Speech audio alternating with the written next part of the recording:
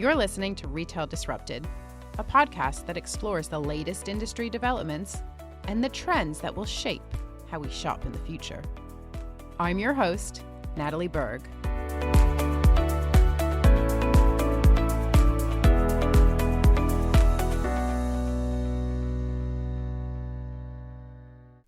We're going to be doing something a little different on this week's episode. Last week, I had the pleasure of hopping on the Eurostar and traveling to Paris for Paris Retail Week. And while I was there, I hosted a number of live stream panel debates for FreedomPay. Today, I am super excited to share one of those roundtable discussions with you. But before I do that, let me tell you a little bit about FreedomPay. FreedomPay is one of the fastest growing fintech companies in the world.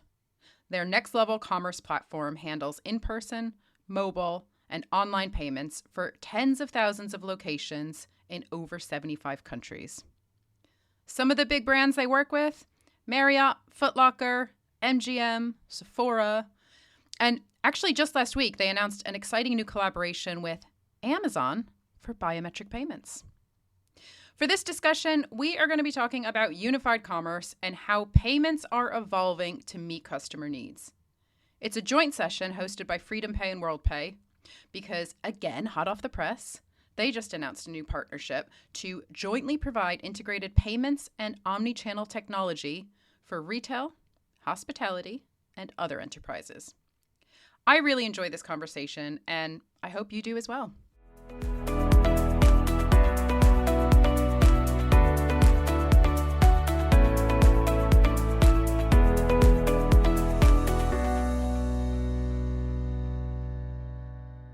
Bonjour et bienvenue. We are live from Paris Retail Week.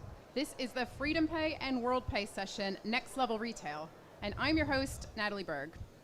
Today, we are going to be talking about omni-channel retail.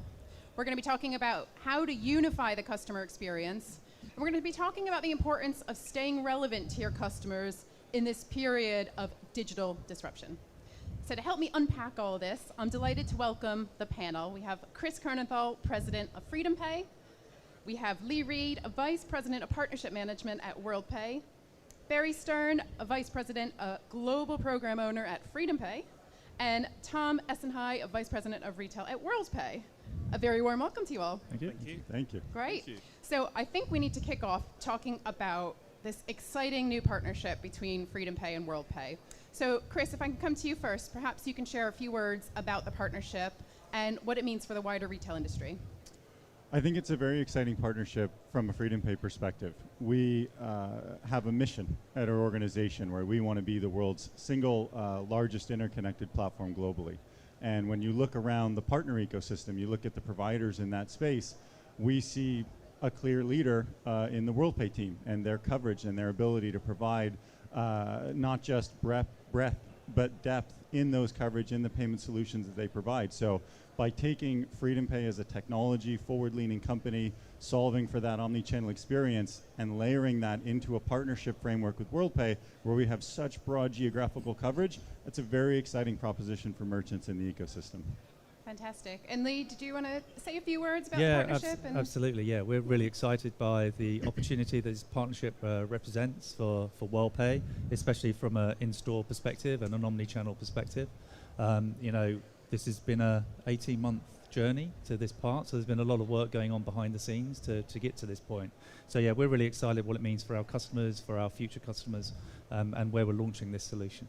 Fantastic. And throughout the conversation, I'm sure we'll talk more about the partnership as well. But if we can kick off with the consumer, because there's been a lot of change in a relatively short space of time. I think it's a period of profound structural change. It's, in my view, we're in a state of perpetual disruption, and a lot of that is coming from technology. I'm curious to get your views across the panel around what you see as the most fundamental shifts in consumer behavior. So, perhaps we'll start with you, Tom. Sorry. Absolutely, yeah, happy to say that. So, I think there's a real shift towards loyalty. I think lots of changes. Macroeconomic factors means people are looking for value. They're looking to be incentivized for their purchases. They're looking for personalization, and I think getting as much as they can out of every single transaction. And I think the omni-channel experience done correctly does provide all of that. it makes people feel part of something, and the consumer will then return to that retailer knowing that they feel welcome and get rewarded for their loyalty. Yeah, fantastic. Yeah, just to add to what Thomas said, I think that whole consumer journey has become very complex, right? The days of a transaction, an authorization and a settlement, and hey presto, that's the end of the consumer journey are long over. I think when you weave in elements of loyalty, discounts, real-time rewards into that consumer journey, the data that is collected behind the whole payments journey as well, and surfacing that with our merchants and partners to help make actionable decisions, to present business intelligence that retailers can actually make use of and drive consumer adoption, drive conversion rates, increase basket size. I think data plays a huge part in kind of streamlining that retail consumer journey. And I think most intuitive retailers today are keeping the consumer at the heart of all of their technological decisions, right? So making sure that ways to pay that their consumers want to leverage using whatever payment instrument they choose they want to leverage is catered for in that journey. And that becomes quite complex when you talk about cross-border retailers, when you talk about localization in terms of language and currency. And again, bringing it back to the partnership with WorldPay, I think that's something we're uniquely focused on, is solving in-market for specific merchant needs within specific geographies. Yeah, fantastic. And you hit on a really important point, that it's the consumer, it's the shopper that's calling the shots. It's the shopper that wants to shop on their terms. It's no longer the retailer that dictates the terms to the consumer. So, Lee, how about you? What are your thoughts on the many changes we're seeing from a consumer perspective? Yeah, and it happens so quickly. Yeah, so we need to be able to meet the demand of our merchants, of our partners, and of their customers in the end. And I always apply that back to what I see. I mean, I'm waiting for my 10% discount a certain retailer because I've left something in the basket in the last few days, and I know I've signed up with them. They've got my email address. I've got an account. They are going to send me a discount because they keep sending me an email. What about your basket? What about your basket? So even my behavior has changed, and they need to be able to adapt to that. And yes, at the back of that is then they need to be able to accept my payment type, whatever market I'm in. And obviously loyalty plays a really big part in that as well. But I won't go, you guys have already said enough about loyalty. Yeah. It's funny because COVID is sort of this old, tired topic, if you will, right? But the behaviors are lasting. At the end of the day, the consumer has made it clear, especially in the omni-channel report, which I think we're going to talk about, that at the end of the day, the consumer is averaging at least 3 channels, if not 4, in their average engagement with a merchant. And so, while perhaps not everything went e-com as many thought, it did go mainly digital. It did go to the fact where the consumer expects to be recognized across all of those 3 or 4 touch points. They expect loyalty to be fully integrated, that they expect loyalty to be like a currency type of element, and they expect it to be really fluid, and they expect to be recognized for a level of uniqueness. So I think to all of those points, taking, I think to Barry's point, an ability to have a partner with WorldPay where we can vertically integrate to country or region specific requirements in a solution set and a technical solution set that covers for that changed paradigm of the consumer is a really exciting prospect. Yeah, absolutely. And I think the common theme here is omnichannel, and that is the theme of the conference, right? I'm not sure if omnichannel is still relevant, the word omnichannel, because I think going a little bit literal here, omnichannel means you're present in all those channels. And I think we're moving to a place where we want to achieve unified commerce, where that experience from a customer's point of view is seamless, regardless of which touch point they use. There's been this whole proliferation of choice in terms of how you access retailers, and it's not just about online and in store anymore, is it? It's voice shopping, it's visual search, it's augmented reality. Will it be the metaverse in 10 years? Social commerce. There's just so much choice now for customers. So I guess my question to you as a panel is, are retailers doing enough? Are they thinking like their customers, who again are channel agnostic, they're device agnostic? Are they thinking, to your point, Barry, from the customer's point of view, are they starting with the customer and then building around that? And if not, what are the barriers to achieving omnichannel bliss, if you will? I'll happily kick that one off. I think they're thinking about it. I think the complexity is the challenge, right? And constantly evolving, as you've said, the word omnichannel evolves, the expectations evolve, the world evolves, right? I think the consideration of basing everything around the shopper is very much there. but I think it's actually getting that work done to deliver it, which is where this partnership and WellPay and Freedom Pay step in. But I think it's definitely there, and there's been a big shift that I've seen in the focus away from what the retailers think the consumers want to giving the consumers what they want. So yeah. I think it's a really hard ask for retailers, right? So again, back to that kind of antithesis of understanding your customer, right? But to Lee's point, technology is changing all the time. You know, the proliferation of wallets within the consumer journey is one aspect that's really interesting. The weaving in of the loyalty component, you know, marrying a certain type of retail environment. So you might have big box or grocery where you want to get people through that queue as quickly as possible and employ technology to help that experience be efficient, not speedy, but efficient. And then the paradigm to that is when you flip to like a high-cost fashion retailer, for example, or boutique retail, where it's experiential and the consumer wants to feel that engagement. They want to have a one-on-one engagement with a human being. Technology plays a part in the background, whether that's kind of endless aisle, whether that's click and collect, whether it's personalized shopping, you know, just producing a device to make a payment, kind of seamless payment at the end of that experience. So I do have some sympathy for the modern retailer, because there's so much happening in that space that it comes back again to understanding your customers and not trying to provide payment solutions or acceptance methodologies just because they exist, but because they're going to drive value for your business and for your customers. Yeah. And I suppose it's a moving target as well. I know, Tom, we've talked about this, that your omni-channel proposition is always evolving because technology is moving so quickly. So that's, I suppose, another challenge for retailers. Absolutely. I was going to add, a lot of people think about the retailer to consumer journey, and right at the heart of it is something my team's doing. We manage all these software relationships. And so if you're a retailer, you're having to think about, well, hold on a minute, I've got my traditional point of sale counter, but now I need this kiosk. I might need these, you know, window shopping when you're trying the clothes on, etc. So they're having to work out, well, what have I got a single software provider that can meet my demands as well at the same time? So recently we just worked with, and this was really in the hospitality sector, we had to do 9 separate integrations because they chose 9 different software providers for the experience in their environment. And so what, not only are we having to produce those single technologies, and you know, through the Freedom Pay, WellPay relationship, we're going to be able to meet those demands through that single technology stack. But the merchants absolutely have that challenge from a software perspective to say, who's supporting my channel and where? And actually, does that single software provider exist as well? So it's adding more and more complexity for them. Managing that complexity. And I think that links back to listening to the customer. Rather than giving their one way of transacting, there's 9 different ones because the retailers listened to that. So I think that's showing that they're listening to the consumer and putting it into practice. Just creating more work for themselves, but that's necessary to stay relevant these days, I suppose.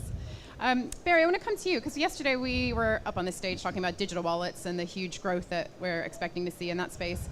And had a few conversations around how that might, perhaps in the future, help retailers to have a more holistic view. As we move away from traditional card transactions and more towards digital wallets, will that enable retailers to have that, you know, that holy grail of a single view of the customer as we understand their habits online and both in store? I think specifically to wallets, I think the interesting kind of condition is that you're uploading your payment instruments, your ways to pay within a digital structure, but you're also including your loyalty memberships and attributes as well. So I would say now that wallet serves for that purpose. I think to your question was, in the future, will they be the solve for merchants to enrich the omni-channel experience? I think we will have moved beyond wallets at that point, and another iteration of a representation of me as a consumer on my smart device or somewhere else in a representation of me. I think wallets are for here and now, and the research we spoke to yesterday showed that their increased penetration over the next 10 years will eventually kind of replace cards and cash as payments. Which is really interesting. I think we're getting to that tipping point now, and we use the analogy of kind of contactless payments, and how it took 10 years for that tipping point, from 2010 to 2020, where that payment methodology became comfortable for all demographics, for all types of consumers, for all consumers from different affluence backgrounds, from different demographics. So I think wallets serve for the here and now, but I don't think they're the utopia for solving for that omni-channel experience. I think consumer behavior will have moved on again, invariably. Yeah, interesting. Chris, you're nodding there. I feel like you've got something to add. I think to Barry's point, it actually elevates a step higher. I think when a retailer thinks about what benefit do I get from engaging with a digital wallet or having a digital wallet strategy, they're almost thinking about it more as an identity function. And so to Barry's point, I don't think the end game is a digital wallet, because at the end of the day, you see solutions in market which might be biometrically enabled, right? That might be a palm read, for instance. And so what that's functioning off of is really an identity keychain. And at the end of the day, it's about understanding the identity of your consumer, and then you can start to get more sophisticated with them. Then you can drive loyalty. Then you can drive preferential payment methods based on the benefit of that payment method for the consumer, the merchant, any third party interested in there. So I think, yes, in the short term, digital wallets are a really exciting proposition. They're an enabler of ways to know who your guest is or who your consumer is. But at the end of the day, it's really an identity strategy. And it's an identity strategy that ultimately links into a data analysis strategy, right? Once you know who your consumer is, then you can study them. Then you can put them into segments. Then you can drive messaging back through a digital channel. But I see digital payments, the adoption of them, et cetera, is ultimately a starting point of a much larger discussion around a horizontally integrated sort of payments and overall commerce strategy. Yeah, makes sense. I think something that's really coming through very loud and clear from this discussion is the need to really understand your customer, which of course has always been a fundamental rule in retail, but I think in this digital age now more than ever. So you've touched on loyalty, so let's unpack that a little bit more. From your latest research, there's some really interesting stats. It seems there's a little bit of a disconnect. 85% of shoppers said that accrued loyalty points from in-store and online joined up in one account would be important to them. That seems like a no-brainer to me. I'm curious as to sort of what might be stopping retailers from delivering on this, and also I guess more generally, how do you drive loyalty in this digital age? I think it goes back to Lee's point, to be honest, where the merchant is dealing with a tremendous convergence story of different technologies trying to integrate. And in fact, that also goes through the merchant. It's not just the merchant with that challenge, it's all of the different selling systems that a merchant plays with have to be linked together for, let's say, a harmonious loyalty strategy right across multiple channels. So, going back to your earlier point, Natalie, about different technologies emerging and kind of where it's all going, it is ultimately a technology story. It's ultimately about that merchant having a stable technology base that allows them to plug in different assets.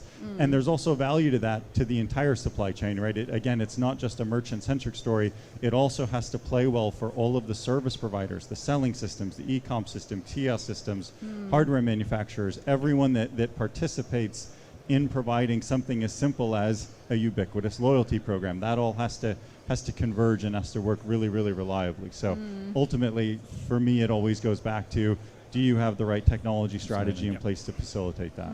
Yeah, absolutely agree. It's about that technology. We talked about multiple software solutions, different platforms within their business. Are they talking to each other? Can you recognize your customer in one channel from another channel?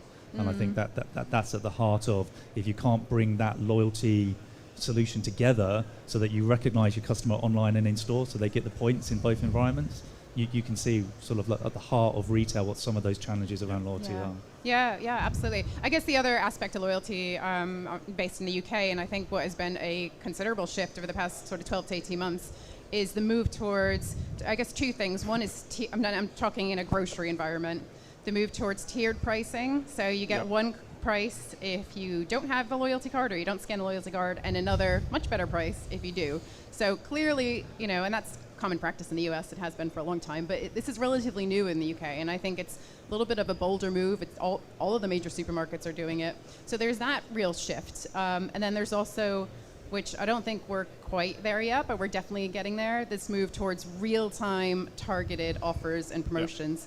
So I'm just curious as a panel to get your views on where you see that heading in the future. Yeah, look, I agree, and I think the loyalty historically was always something you collected and then used at a later date. I think there's a shift now to people instantly seeing the benefit of loyalty, whether it be in-store discounts or whatever it is, or real-time.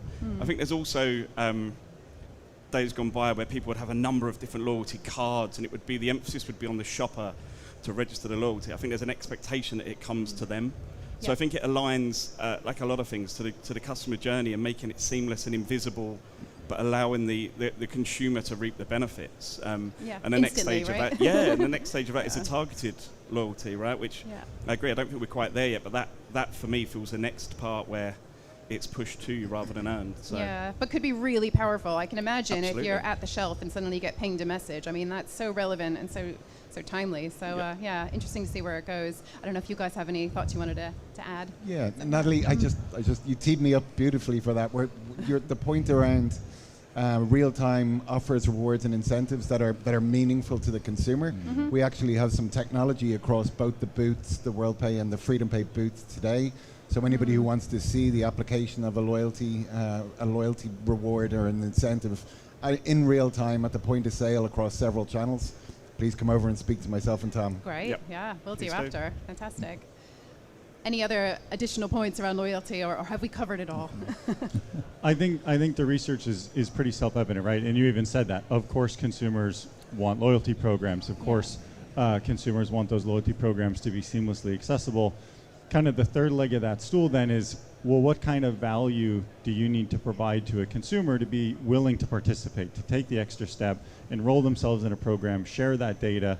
And I think there's compelling data out there. In fact, FreedomPay has done historical studies and white papers about what do those values need to be, because I think a lot of the time merchants or participants in the ecosystem, they'll hear a panel like this and they'll say, yeah, all of that is really obvious, but how do you actually do it?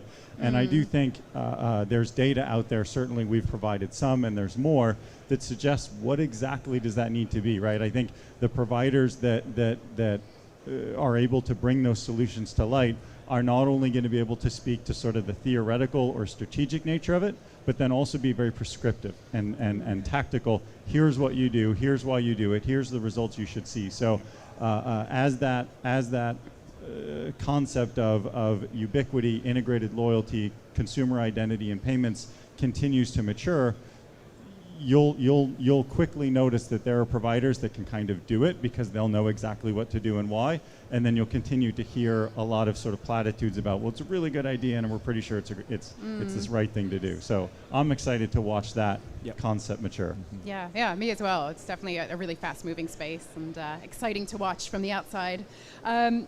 I'm going to get into payments in a little bit more detail. It's obviously been a key theme throughout the conversation, but we have seen this proliferation of choice once again in terms of how we shop, but also in terms of how we pay, and the challenge, of course, for retailers in terms of connecting all the dots. Now, Lee, when we spoke earlier, you mentioned to me something that stuck with me. You said you can't walk down Oxford Street scanning QR codes as a payment method. So maybe you could just talk through that disconnect between the customer experience online and in-store, and how that maybe will evolve in the future. Yeah, it's really difficult for merchants to adapt to what's going on within the market, especially with new payment types appearing all the time. And if you're looking at across Europe and saying, well, how do I launch a solution in 20 markets across Europe, your technology really needs to reach into different types of payment methods, not just card. You've got something called BLIK in Poland, where you've got to put a 6-digit PIN number into a terminal. You've got to be able to support it, or Twint with a QR code. So your technology as a payment provider really needs to be able to support the merchant and their software provider across multiple markets so that they can take those different payment types. And that's critical from a payments provider, that you have the technology stack that can reach into those payment methods that suddenly appear in, I think it was it 2017, the digitization of India as an example. Paytm had 1 million subscribers. Within 3 months they had 300 million subscribers. Wow. And suddenly the market had to adapt to this QR code solution, bank-to-bank payments very, very quickly. So yeah, we have to adapt very quickly, but it's very hard to go, and take your bet. Today we know that Ideal in the Netherlands can be accepted at POS. It represents less than 1%. So with that, we talked about digital wallet. Is that going to grow? Is that something we need to invest towards, or is that something to sit back and say, let's wait and see what happens there? So it's a very complex market, lots of payment methods out there, and we have to be able to adapt very quickly for our merchants. That's so interesting, and it's the individuality of those markets, and I guess that's kind of unique to payments, because I think when we think about the huge shifts in consumer behavior, the fact that we are living in this digital era, we're all on this digital journey together at varying paces. And if you look at things like e-commerce penetration rates around the world, but actually, I think when it comes to payments, it is very local, isn't it, in terms of consumer preferences and the need to build your solutions around that. So and it's an interesting point. We talked about digital wallets. I would like to just quickly go back to digital wallets, again, keeping the conversation around, what's happening globally. Barry, you touched on this yesterday. Are there certain markets around the world that have progressed more quickly than others in terms of digital wallet adoption? And is there anything that perhaps we can learn from them? So I know your question's about wallets, but I think if we look at ways to pay inclusive of wallets, I can answer that question through that lens. It maybe makes more sense to me. So if we look at the Nordics as an example, to Lee's point, lots and lots of localized payment options that have very rich penetration within those markets, and they are relatively exclusive to those markets as well. But if you like, the penetration of a cashless society, so again, taking that to a digital payment context, there's like 95% of digital payment penetration within Sweden, for example. Wow. That's amazing. That shows how far technology adoption, trust in a payment methodology has become ubiquitous. People don't think about it anymore. It's just a movement that allows a payment to happen.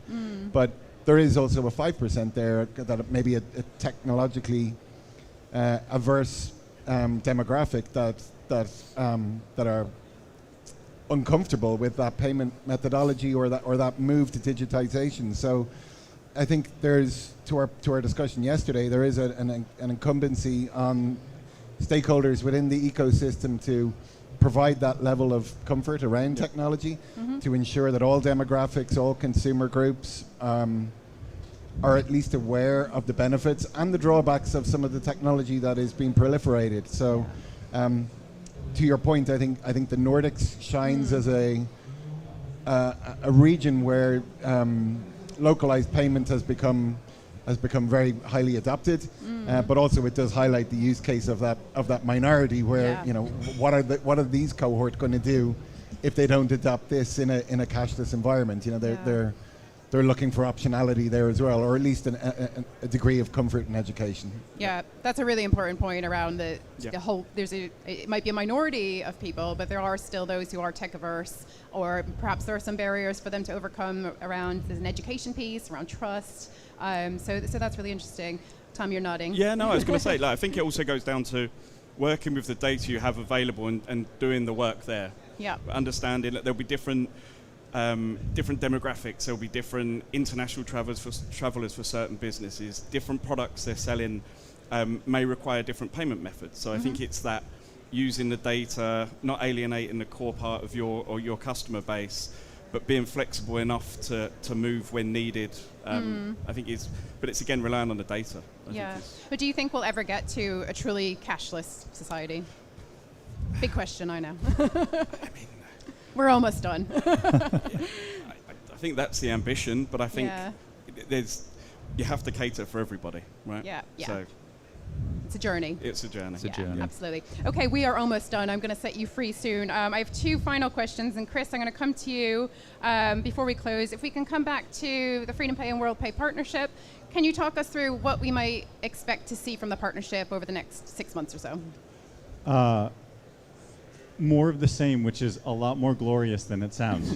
Because in the context of this whole discussion, I think we've really talked through a lot of those challenges that exist, right? So imagine everything we've said about a particular market, digitizing multiple digital wallets, payment methods, localized service providers, right? And then copying that as a very complex integrated ecosystem across dozens and dozens and dozens of markets. And then while that's happening, you also have to contextualize that experience from a language perspective, a currency perspective, a regulation and compliance perspective. So, to be candid, it is the unglorious part of the world, which is really building that technology web and that network. And I think that's really inspiring to see WorldPay step up and embrace that challenge and to step into that challenge in a way that maybe we haven't really seen in the market yet. So I think over the next 6 months, you're going to see this partnership double down on bringing that promise and that commitment to the market, to the merchants, and really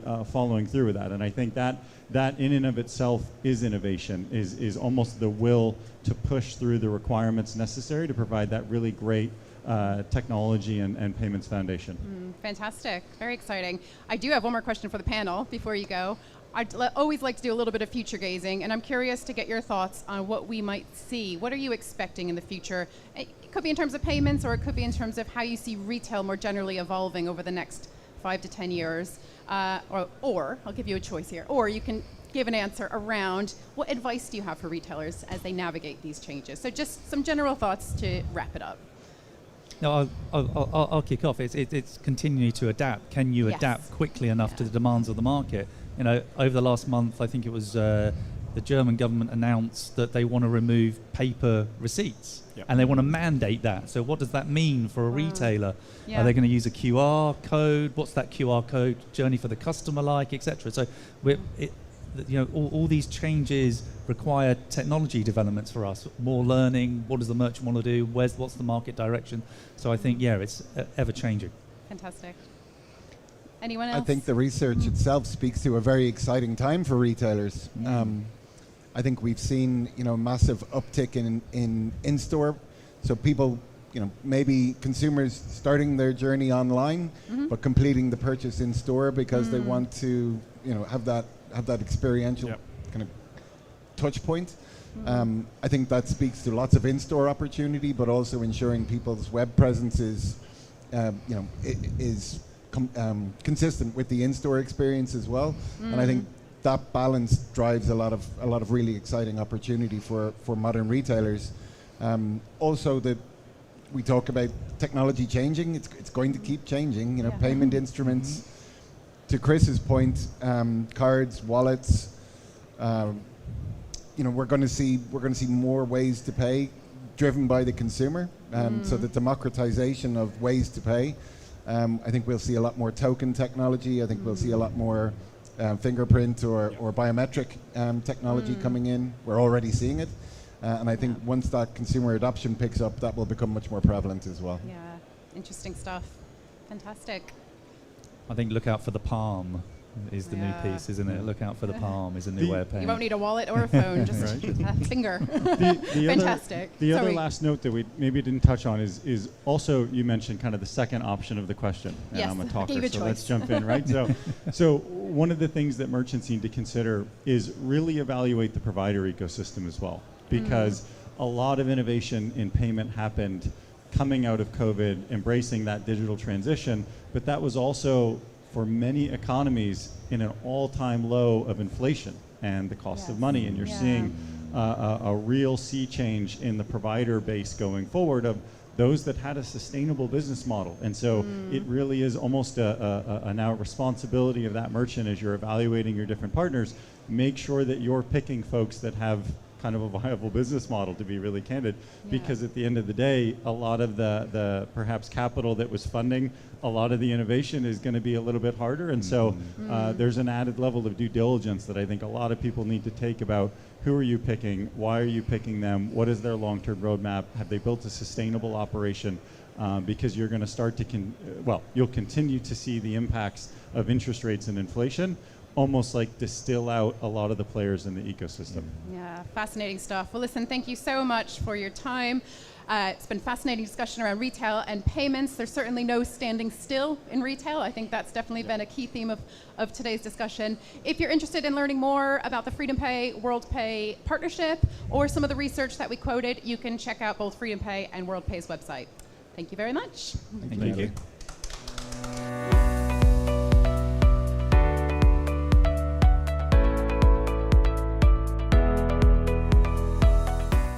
Thank you for listening to Retail Disrupted. If you enjoyed this episode and would like to support the podcast, please leave a rating or review or share it with others. It really makes a difference.